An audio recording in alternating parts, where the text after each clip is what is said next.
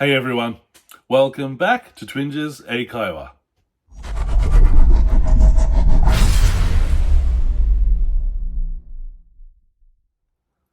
皆さん、こんにちは。Twinges 英会話です。Welcome back。今日のワンポイントレッスンは phrasal verb、句動詞。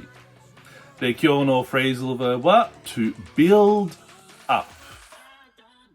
で、to build up、英語という意味はto increase the size or the amount of something.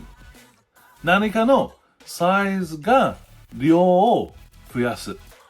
例えば、I'm going to start exercising.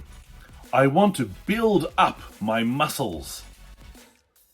私は運動を始めるつもりです。筋肉をつけたい。で、もう一つ。I'm starting to build up a following on YouTube. YouTube のフォロワーが増えてきました。で、最後もう一つ。They have built up a lot of new houses in this area. この地域にたくさんの新しい家を建てた。